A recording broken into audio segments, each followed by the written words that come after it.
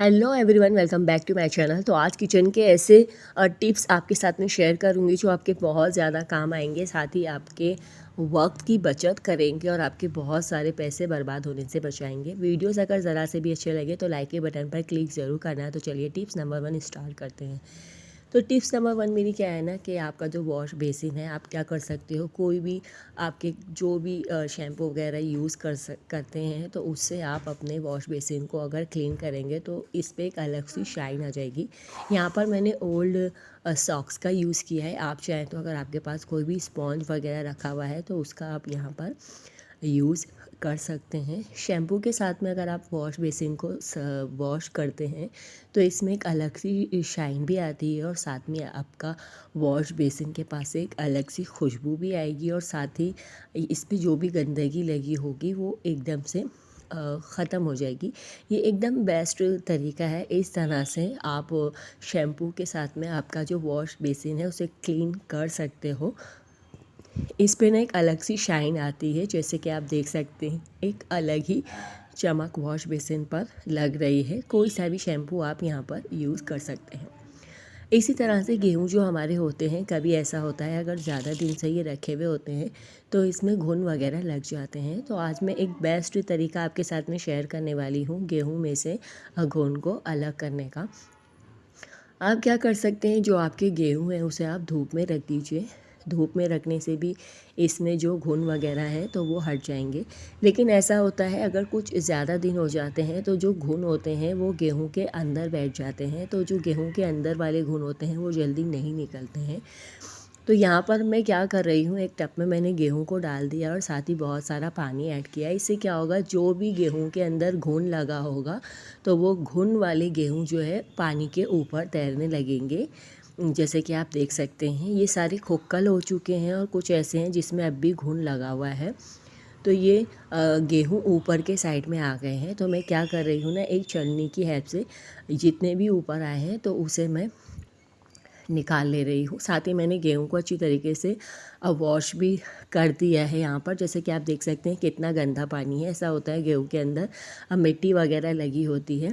अब हम क्या करेंगे, ये जो पानी है इस पानी को फेंक देंगे। देखिए जिस तरह से मैं फेंक रही हूँ, इस तरह से फेंकना है कि पूरा गेहूँ ना गिरे, खाली जो ऊपर का पानी है वो जाए। अब मैं क्या करूँगी, फिर से दोबारा से इसमें जो है पानी डालूँगी और गेहूँ को अच्छी तरीके से जो है मैश कर लूँगी। ठीक है, अच्छी तरीके से इसे रगड़ दूँगी ताकि इसमें जो भी मिट्टी वगैरह लगी हुई है वो ऊपर आ जाए। देखिए अब भी कुछ घुन ऐसे थे जिसमें पानी के नीचे थे वो, तो वो ऊपर आ गए हैं। तो देखिए मैं फिर से इसको एक छलनी की हेल्प से छान रही हूँ। ये प्रोसेस को आपको 2 से 3 बार करना है, जब तक इस तरह से पानी में घुन और आपको घुन वाले गेहूँ दिखें ऊपर जो खोखल हो चुके हैं, तब तक आपको 2 से 3 बार ऐसा करना है। मैंने यहाँ पर 4 मरतबा किया है क्योंकि 4 बार में भी पानी भी बहुत ज़्यादा गंदा था और साथ ही इसमें घुन इतने सारे थे कि वो निकल रहे थे और वो गेहूँ भी थे जिनमें घुन था वो भी ऊपर आ रहे थे। तो देखिए 3 मरतबा मैं इसको वॉश कर चुकी हूँ। अब मैं चौथी बार आपको फिर से इसमें पानी डाल के दिखाऊंगी और हम फिर अब यहाँ पर देखेंगे कि इसमें आपने देखा कि अब कोई भी घुन या घुन वाले गेहूँ ऊपर नहीं है, यानी ये अच्छी तरह से क्लीन हो गया है, पानी भी साफ़ हो गया है।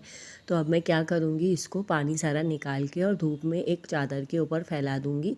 2 से 3 दिन इस पर धूप लगेगी, बचे कुचे जो घुन होंगे वो भी अलग हो जाएंगे और गेहूँ भी हमारे ड्राई हो जाएंगे। इसी तरह से आप मटन वगैरह अगर बनाते हैं या फ्रिज में जैसे ज़्यादा लेकर आ गए हैं तो बचा कुचा फ्रिज में रख देते हैं। अब वो मटन जब हम बनाते हैं ना तो उसमें वो टेस्ट नहीं आता है। तो मैं हमेशा से क्या करती हूँ, जो मटन ज़्यादा होता है तो फ्रिज में मैं इसी तरह से उसको नहीं रखती। मैं उसमें कभी भी मसाले मैरिनेट करके रखती हूँ। मसाले मैरिनेट करके रखने से क्या होता है, इसमें एक अलग ही टेस्ट आ जाता है और जो प्रॉब्लम है हमारी के फ्रिज में रखे हुए मटन में टेस्ट नहीं आता, वो भी ख़त्म हो जाती है। इसी तरह से जब भी आप अगर चावल बनाएं, स्पेशली बासमती राइस, तो उसे भिगो कर बनाया करें। कम से कम 2 घंटे भिगो कर फिर बनाया करें। कभी ऐसा होता है कि आप चावल को भिगोना भूल गई हैं, तो आप क्या कर सकते हैं, गर्म पानी के साथ में सिर्फ 10 मिनट के लिए चावल को भिगा दीजिए। ठीक है। इस तरह से अगर आप करती हैं, सिर्फ 10 मिनट आप गर्म पानी में चावल को भिगोती हैं, तो आपको 2 घंटा भिगोने की ज़रूरत नहीं पड़ती और चावल आपके एकदम फूले हुए बनकर तैयार होते हैं। इसी तरह से जो इस तरह के कंटेनर होते हैं, तो ये वाला जो स्पून होता है, तो इससे हमें क्या कर लेना है, इस पर कुछ छेद कर लेना है और इसका एक बेस्ट यूज़ मैं बताऊंगी। जैसे कि मैंने देखिए इसमें छेद कर लिया हुआ है। बहुत आसानी से चम्मच को गर्म करके आप इसमें छेद कर सकते हैं, ये आसानी से हो जाता है।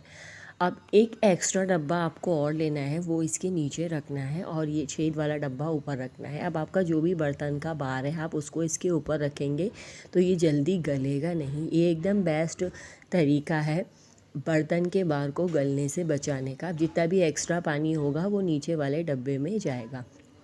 साथ ही आपका जो बेलन है, बेलन पे ऐसा होता है कभी आटा लग जाता है रोटी बेलते वक्त, सूखा गूंदा हुआ आटा लग जाता है, तो उसे जब हम रोटी को बनाते हैं तो वो सही तरीके से बन नहीं पाती है। तो आप क्या कर सकते हैं, किसी भी चाकू की हेल्प से आपका जो बेलन है उसे इस तरह से क्लीन कर सकते हैं। देखिए जिस तरह से मैं कर रही हूँ, तो अब इस पर अच्छी तरह से एक अच्छा चिकना सा हो जाएगा। साथ ही थोड़ा सा आपको ऑयल ले लेना है। ऑयल यहाँ पर मैं इसलिए ले रही हूँ ताकि ये लकड़ी का है तो इस पर अच्छी तरह से ऑयल के साथ में पॉलिश हो जाएगी। सिर्फ 2 ड्रॉप मैंने यहाँ पर ऑयल के लिए हैं और अब आप देखेंगे इस पर कितनी अच्छी तरह से पॉलिश हो गई है। ये एकदम नया जैसा लग रहा है। अब आपको रोटी बेलने में कोई भी दिक्कत नहीं होगी, एकदम बेस्ट आइडिया है ये भी।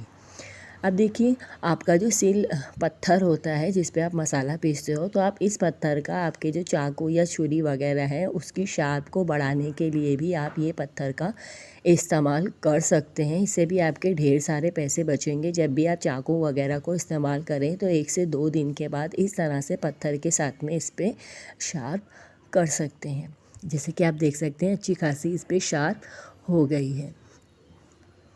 अभी इसी तरह से जो चिमटा होता है, कभी ऐसा होता है हमारे पास एक्स्ट्रा चिमटा नहीं होता है या चिमटा हम कहीं रख के भूल जाते हैं, तो आप क्या कर सकते हैं, इमरजेंसी में जो ये वाले कांटे वाले जो आपके पास चम्मच होते हैं, तो आप इसको एक रबड़ की हेल्प से इस तरह से जो है बांध दीजिए। देखिए जिस तरह से मैंने बांधा है, अब आपका एक चिमटा बनकर तैयार हो गया है।